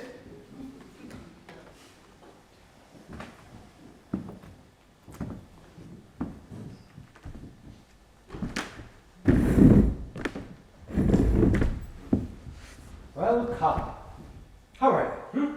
Fine. I was talking to your father recently. He seemed a little disappointed that you didn't take him up on his offer of signing the farm over to you. Who can make a living nowadays on 30 acres? Good point. But it might be a backup if things don't work out with your new garage business. Harry, I've no interest in farming, that's all. I have enough on my hands as I am. Sure, all I asked him for was the cattle shed out the mountain road to convert into my own garage. I know all I need to know about cars now after the years in Tom Fleming's and the night courses. Time to go out my own now. And sure, is the rest of the land rented to a neighbour anyway. What age are you now, Colin? Oh, I'm old enough. Amazing how time flies. And how is business so far? It is a bit slow yet. I'm getting by. It always is at the start. But it'll pick up if you work hard enough at it. I'll give you a twist to service the car next time. Right, Sergeant. And by the way, is that your car outside? You know it is, Sergeant. Unfortunately, I do. And so does every guard in the county. A purple Honda Civic that you can hear 2 miles away. Do you know what puzzles me about that? What? Why would a young, ambitious man like you, just after opening his own garage business, be driving around in a heap of junk like that? What do you mean, heap of junk? Think about it, Kyle. You're on your own now. You're not with Fleming anymore. You'll have to prove yourself. A Honda will hardly help, particularly if it continues to attract the attention of the Gardaí. Go away. That Honda's going like a top. You're missing my point.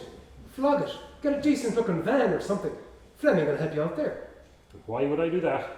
Because it's giving out the wrong signals. Cars like that are normally driven by kids for kicks. So tell me, what self-respecting owner would take their car to a garage to be serviced by a man with the mentality of a teenager? It's all about perception. Do you get me? Oh, I get you. It's good advice. Take it. Now, about this business with Tom Freeney. I was wondering when you'd get to that. Look, it isn't my fault that dog is always chasing cars. If I hadn't swerved, he would have been killed. And I even paid for the vet and all. I didn't have to do that either. Well, weren't you the foolish young man parting with your money so easily? Sure, Tom saw you coming a mile away. Pity the dog didn't. And then the prick says he'll report me to you if I don't do him a favour when he needs one. Well, he didn't report you. But Tom is inclined to talk a lot. So I became aware of the arrangement, and I had a word with him. So that deal is now null and void. What do you mean? He had no license for the dog. So I advised him that it was in his best interest to turn that little favour over to me. And why is that? Because I need some advice and maybe a little bit of help from you. You? Advice and help from me? That's right.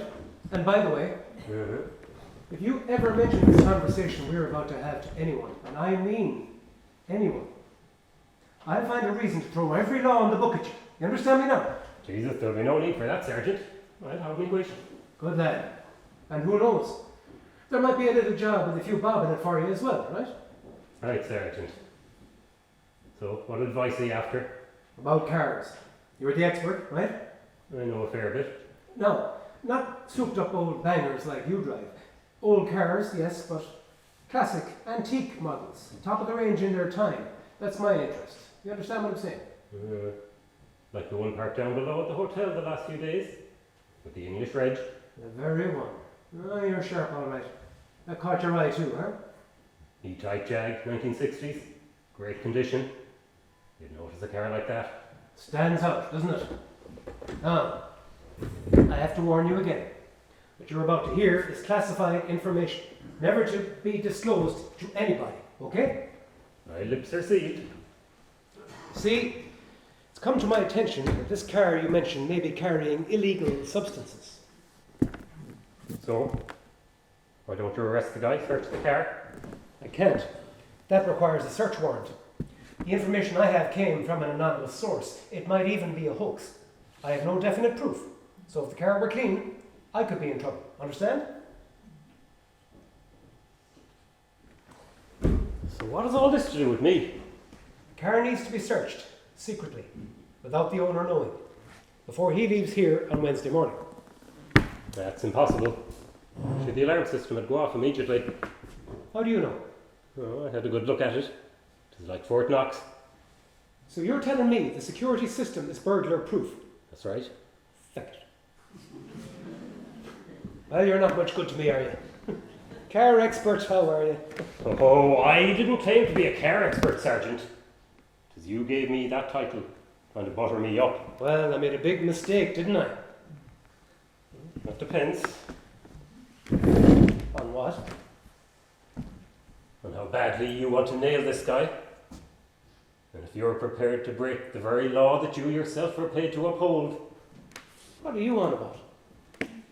Legal methods. Or illegal methods, that's what I mean. So what's it to be? Your choice. Well, I want to nail the son of a bitch. Full stop. so be it. Now, Sergeant. Sit down. And listen. Who the hell do you think you're talking to? Sit down, Sergeant, or I'm out of here.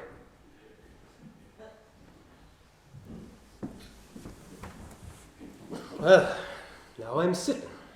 So this better be good, boy. So you see, with all the expensive security, this guy, whoever he is, forgot one little thing. What's that? The petrol cap. It is the old-style one on the outside. Has no lock. So? Quite simple, Sergeant. Someone could accidentally dump a bottle of water into the petrol tank on Tuesday night. And screw up the works. Exactly.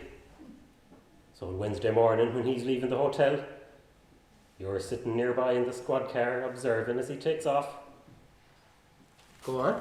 Well, a mile or two down the road, the car will start to chug and splutter. It'll stop eventually. You'll just happen to be passing, and helpful police sergeant that you are, you'll offer to call the breakdown man. That's me. I'll call Pat O'Hara, we'll tow the car to my garage to fix it up. Then I'll drop the guy back to the hotel, and we'll arrange a time to call him when the job, both jobs, are finished. How long will it take you to fix the mechanical problem? An hour or so should cover my end. Okay. So when you're finished, lock up, call me, and get out of there. My end of things will take about an hour and a half. So I need a second key to the garage. When I'm finished, I'll call you. You collect our friend at the hotel, give him his keys, and send him on his way. You're not going to arrest him? None of your business. No questions. Just do as I say. Fine, Sergeant. Good. A little costume for the repairs, I suppose. Oh, it will be a nice handsome sum. If he's dealing in what I think he is, he can bloody well afford to be screwed, right? Good point. Now, here's my private mobile number. Put that into your phone.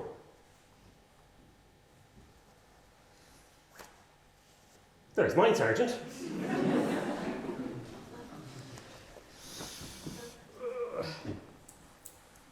Key to the garage. Good. So now, you be at the ready on Tuesday night, sitting in your car with your bottle of water outside the hotel, waiting for my call. Me? Are you serious? This has nothing to do with me, Sergeant. Oh yes, it does. The favour that you owe me, remember? Plus, the freedom to screw our friend for your garage services. Pittance for the risk I'm taking. You'll have to do better than that.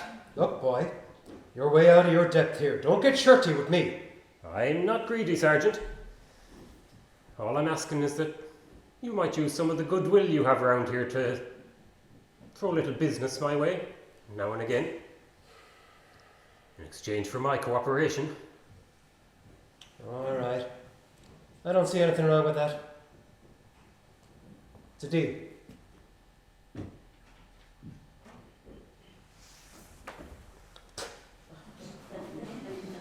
I'll be holding you to that, Sergeant. Time? Midnight. I'll be on the hotel premises. I'll arrange for the security cameras to go on the blink for about 10 minutes.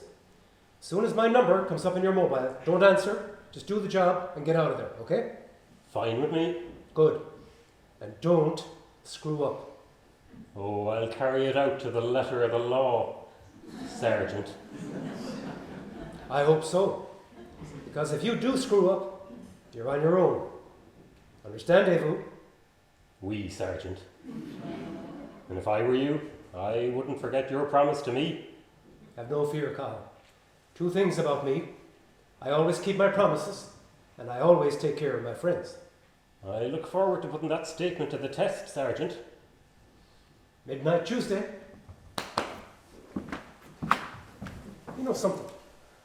What? I might have been wrong about you. In what way?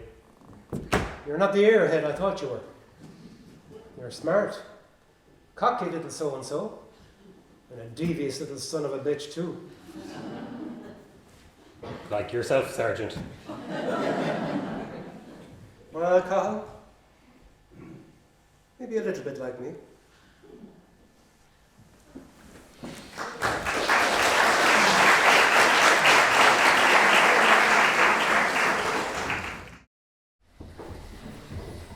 Oh, I'm sure it'll be a great night, Maureen.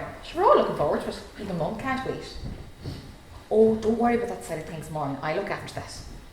Yes. Oh, gotta go. Well, hello, Sergeant. I didn't expect to see you here on your last day. Maureen and her friends were hatching up some big plans for tonight. Told me to get lost. And how was Kildare? Maureen had 3 winners, would you believe? And how about yourself? I did okay too.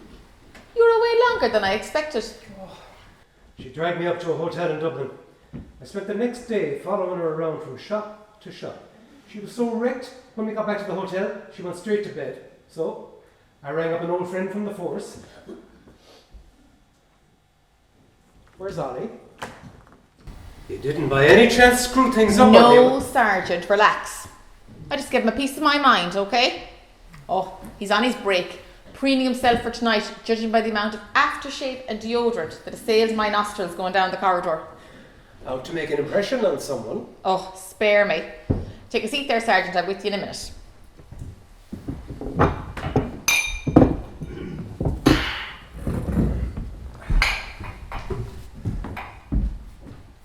Now, here you go, Sergeant. In honour of the occasion and in the expectation of favours rendered. No thanks, Aoife. I have to keep my wits about me for the function tonight. Oh, come on, just the one. You give you courage for the speeches. Look, I can't be showing bad example. Even on my last day, I'm driving. No, you're not. Your car will remain here, and when you're ready, a taxi will ferry you home and bring you and your good wife to the hotel courtesy of the house. So you did know I was on the way. Well, I will admit to a little collusion. Well, thank you. Nice touch. Damn it. How can I refuse? Cheers. You know, Aoife, for the day that's in it, I'm feeling a bit flat. I'm not sure enough feeling for the last day in the job. Well, that's not that. One thing annoys me. Oh? You know, I could have gone out in a blaze of glory. But you are going out in a blaze of glory. Not quite. I had him. Here, in my own backyard, and I failed to nab him. I must be slipping. Nab who? Bloody druggie from London. The fella in the vintage car that was parked outside the hotel. Here he was, under my nose, and I never caught. Just out of jail after doing 3 years for drug trafficking in London, and straight away he's at it here again. But the boys in the north nailed him. Day before yesterday, just outside Belfast. Oh. Working on an anonymous tip-off, our friend was stopped and searched by the PSNI and the Northern Ireland Drug Squad. They found 3 kilos of cocaine hidden in the doorframe of the car. He even had the nerve to say that somebody else planted them there. Like who? Strange you should ask. Some fella called James Clark from this very village. And how do you know all of this? I got a phone call yesterday from the head honcho in the drug squad in Dublin with a request from the PSNI to verify the existence of such an individual here. And? Well, naturally, I had to tell him the truth. You what? Relax. I told him that in my 25 years of service in this village, no such individual ever existed here. So, the honcho arrived down this morning with a public notary and requested me to sign a sworn affidavit to be passed on to the authorities in the north. My last official duty as sergeant in Knocksala. And we all lived happily ever after. Well, I hope so. But that's up to other people to arrange, Aoife. Is Ollie aware of this? I really don't know, but I'm quite sure he is. You told him. No, I haven't seen him for days. But I'll give you one guess as to who might. You mean my mother? Ah, no. Katie would never get involved in such a thing. You're not giving much away, are you? Look, you'll get the whole story in the paper soon. It's for the high jump now. 6 or 7 years this time, I'd say. Some criminals will never learn. You know, not such a bad day after all. Well, you'll have another shot on me to celebrate. Ah, to hell, I will.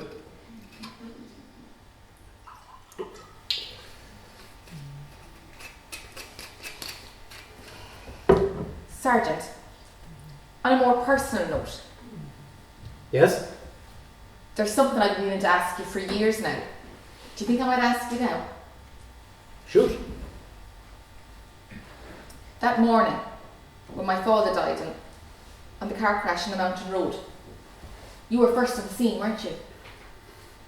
You know I was. What is it you wanted to know? Well, was there any truth in the rumour about, you know, All that stuff about another passenger with them in the car at the time, rescued from the wreckage and removed from the scene by some mysterious person to avoid a scandal. yes, when I was growing up, even some of my classmates had it and they gave me a bad time about it. Bad-minded gossip. Put your mind at rest, Eva. Nobody could have survived the tangled mess I witnessed that day. And there was nothing going on between them anyway. Just two lonely people trying to cure the pains of life. Only John should have been curing his pain with Katie. You're not just saying this to make me feel good, are you? You know me, Eve. I never lie to my friends. No, I admit I did lie when I told the inquest that I arrived on the scene 10 minutes after it happened. Why? Because it wasn't an accident, Eve. What are you trying to tell me? I don't think I want to hear this. You have to listen to me, Eve. You have to know the truth. Or do you prefer to go on hating for the rest of your life? Well, All right. I can take it. Tell me. it was Easter Monday morning. I was parked in a lay-by about a mile out the mountain road, just keeping an eye out for some young fellas who'd been doing wheelies there the day before. The road was deserted until John drove past. He wasn't speeding, didn't seem to be intoxicated. I'd never seen him drive so carefully. But I followed him from a safe distance, just in case. Then, just as I was about to turn around and go back to the station, You what? he put the boot down, heading up towards the top. And when he came to the bend to the right, just where you get the first glimpse of the sea, Yes. he didn't try to go around. He just drove straight into the cliff face in front of him. Oh my God! When I got there, he was already dead. Killed instantly. Oh, how horrible. I'm sorry, Eve. But you needed to know this. Why would he do such a thing? Who can say? He was a weak man, Eve. He never got over the death of the son that he longed for. Drink couldn't cure his pain, so I suppose he decided to take this route. That's why you lied at the inquest. You have to realise the stigma attached to suicide 15 years ago. I had to protect Katie from that. But you create one story, other people will concoct their own, and so the rumours started. Why are you telling me this only now? So you might understand the pain and the torture that he was going through at the time. I did tell Katie, after the month's mind mass. In a strange way, I think it made her feel a bit better towards him. There was no more bitterness left after that, just pity. I'm sorry, Eve, but you had to know. Come on. Dry your eyes. Tonight is a night for celebration, not tears.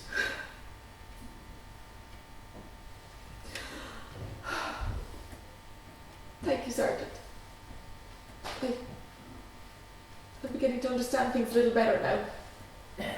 Aoife, it's time now to bury the past and wipe the slate clean. Let your hair down. Start living a little more. I am living, for God's sake. I mean, get out and enjoy life more. Don't be always tied to your work. You'll be old before your time. You afraid I'll be left on the shelf? I don't think there'll be any fear of that, unless it's your choice. Oh, it won't be my choice, Sergeant, that's for sure. But good for you. I thought you'd be at home getting ready for the big party, Sergeant, and hanging around this pub. You okay, Aoife? Anything wrong? We were just reminiscing past events in her family. Some of them a little painful. It's okay. I'm okay now.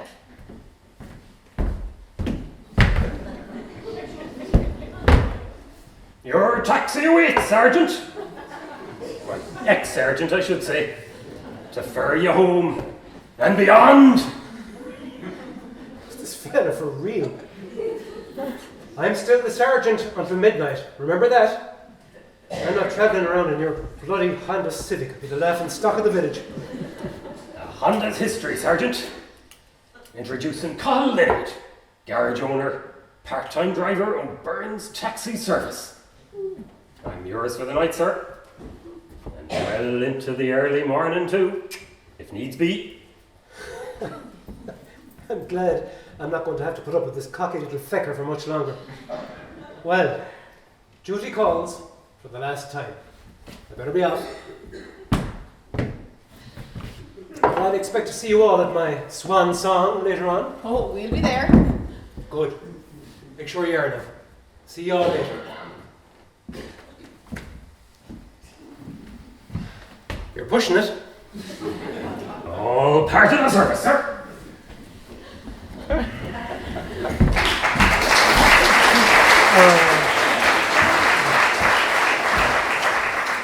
Well, seeing as you're all spruced up, you can take over here. I'm going to go freshen up. Do that. I'll shut up, chap. Oh, I think you might be a little too late. Jesus. Heck, now with that. No, he never called to pick me up. The missus must have a halter on him. Down at the hotel already, I imagine. Oh. I don't think she wanted me in the company. Bit of a snob, you know. Yeah. Still, a great day for the town. I think a sad day, considering the sergeant's retiring. Well, maybe it is, and maybe it isn't. But I have 2 extra bits of good news for you. Oh, go on, tell me. No. Maybe I shouldn't be bad-minded. You're always bad-minded. Okay, so. Reesie Herity. What about Reesie? She's gone. Gone where? Far away. And nobody around here will be sad to see the back of her. Oh, it'll be a great relief to Katie. No more hassle. I said it before, and I'll say it again. You're the most exasperating man to tell a story. What happened? Well, she fell off a high stool down in the hotel and broke her hip. This doesn't know she was.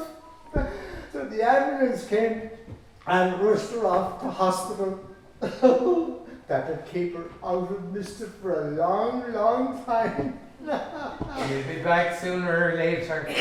Oh no, she won't.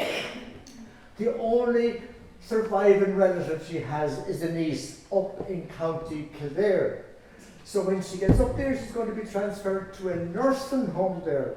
So we won't see her around here again, ever again, thank God. I wouldn't bet on it. Oh no, you see, when I was passing by her house this morning, Maguire, the auctioneer, he was putting up the for sale sign. Said he needed the money for the nursing home, you see? By the way, how far away is County Loud? About 150 miles or so. 150 miles. Well, you know what? What? It isn't half fucking far enough. Oh, and I have another bit of good news for you too. Does anything escape you? No, not much. Young Dunphy got the bullet for serving her even though she was barred. And there's a good chance there'll be a claim against the hotel too.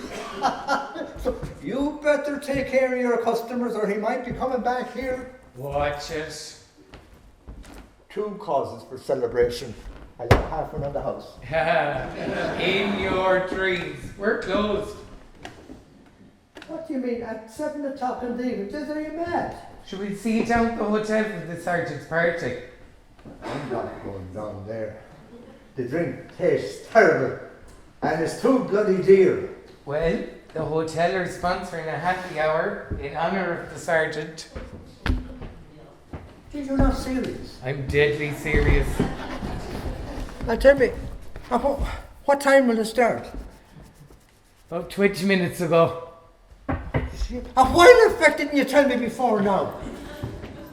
The cute fecker. Who? Patty, he never told me. He wants to keep all the fucking free drink for himself.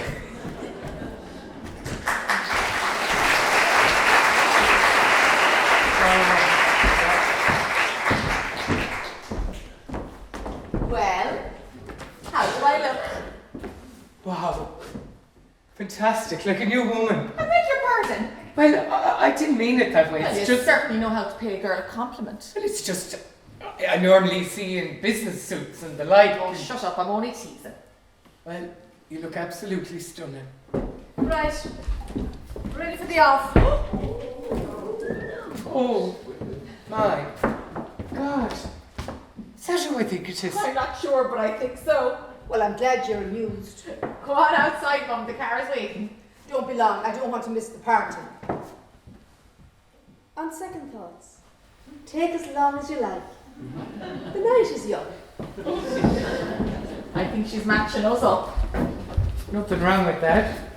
I lock up. Well, you can forget any idea you have of that. I never get involved with employees. But there's no problem, so. Of course there is. No. Sure, I'm Katie's employee. Well, technically, yes. But Question. yes? What would you say to an invitation to dinner? From who? Me. For 2? For only 2? Some nice posh place that you have to book a few months in advance. Plenty of time for you to decide. And how can a man who earns a paltry salary afford such luxury?